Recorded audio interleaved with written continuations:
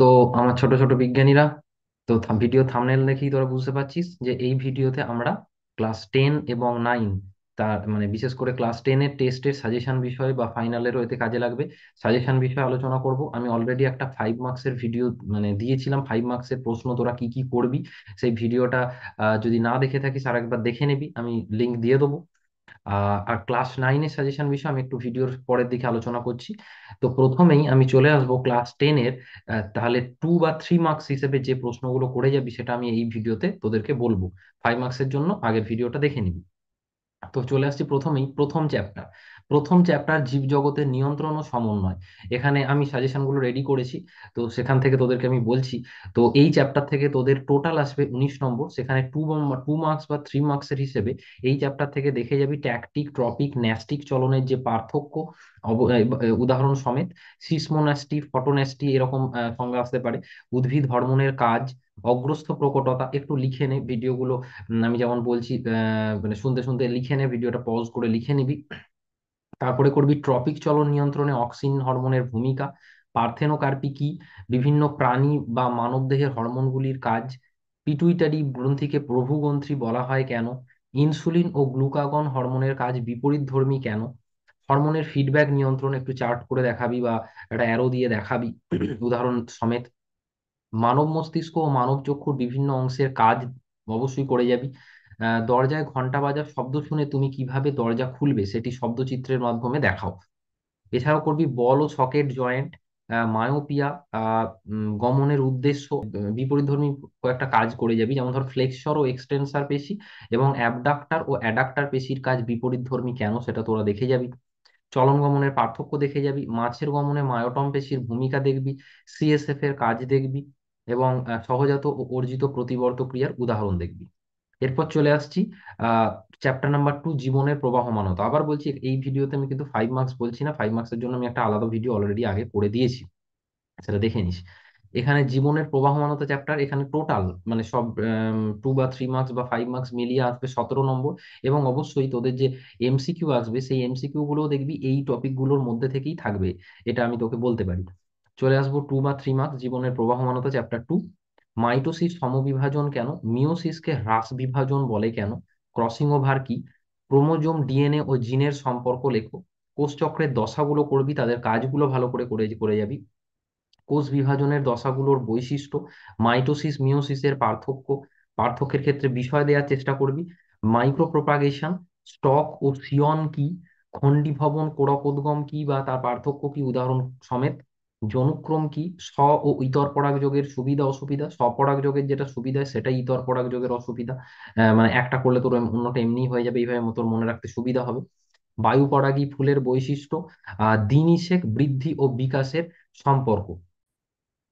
এরপর চ্যাপ্টার 3, এখানে 2 মার্কস বা 3 মার্কস হিসেবে যেগুলো দেখবি, এই চ্যাপ্টার থেকে কিন্তু মানে অলরেডি একটা অঙ্ক তো তোর পড়বেই বড় নম্বর, বড় মানে প্রশ্ন হিসাবে। তো সেই অঙ্কর জন্য আমি অলরেডি চেকার বোর্ড কিভাবে করবি সেই বিষয়ে আমি একটা এর ঠিক আগের ভিডিওতেই দিয়ে দিয়েছি, যদি কেউ না দেখে থাকি সেটা একটু চেক করে নিস। তো চলে আসছি এখানে ছোট প্রশ্নের মধ্যে যেগুলো দেখবি, মেন্ডেলের সূত্রগুলো অবশ্যই দেখবি, প্রথম সূত্র, দ্বিতীয় সূত্র, এগুলো দেখবি। অসম্পূর্ণ প্রকটতা কি উদাহরণ সমেত দেখবি। টেস্ট ক্রস ও ব্যাক ক্রস কি বা এদের মধ্যে সম্পর্কটা কি, যে টেস্ট ক্রস মানেই ব্যাক ক্রস কিন্তু ব্যাক ক্রস মানেই টেস্ট ক্রস নয় কেন, জিন ও অ্যালিলের সম্পর্ক, বর্ণান্ধতার লক্ষণ, জেনেটিক কাউন্সেলিং, ফিনোটাইপ ও জিনোটাইপ, সহপ্রকটতা, চেকার বোর্ড, এগুলো করে যাবি। এরপর চলে আসবো চ্যাপ্টার নাম্বার 4, এখানে 2 বা 3 মার্কসে যেগুলো দেখবি এগুলো থেকে এমসিকিউ আসতে পারে। এই চ্যাপ্টার থেকে টোটাল 15 নম্বর আসবে, মানে চ্যাপ্টার 4 থেকে। আর চ্যাপ্টার 3 থেকেও টোটাল 15 নম্বর আসবে। তো চ্যাপ্টার 4-এ চলে আসি, এখানে যেগুলো করবি, হট ডাইলিউট স্যুপ, কোয়াসার্ভেটের সংজ্ঞা, মাইক্রোস্ফিয়ারের সংজ্ঞা, সমসমস্ত অঙ্গ, জীবাশ্মের সংজ্ঞা, প্রাকৃতিক নির্বাচন, মিসিং লিঙ্ক, ঘোড়ার বিবর্তন, ল্যামার্ক ও ডারউইনের তত্ত্ব, আহ সুন্দরীর অভিযোজন, ক্যাকটাসের অভিযোজন, মৌমাছির নৃত্য, অভিসারী ও অপসারী অভিযোজন, শিম্পাঞ্জিদের সমস্যা সমাধান কিভাবে করে, জেরোফাইটের বৈশিষ্ট্য। এটা করবি চ্যাপ্টার 4 থেকে। এছাড়াও তোদেরকে আমি বলবো যে রেসপেক্টেড মিঠুন স্যারের যে ফ্রেন্ডলি লার্নিং চ্যানেলটি আছে, তো ওই চ্যানেলে আমি জাস্ট কয়েকটা দিন আগেই ক্লাস 10-এর মানে কিভাবে তোরা জীবন বিজ্ঞানের খাতা সাজাবি বা তার টিপস অ্যান্ড ট্রিক্স সম্বন্ধে একটা ভিডিওতে আমি আলোচনা করেছি।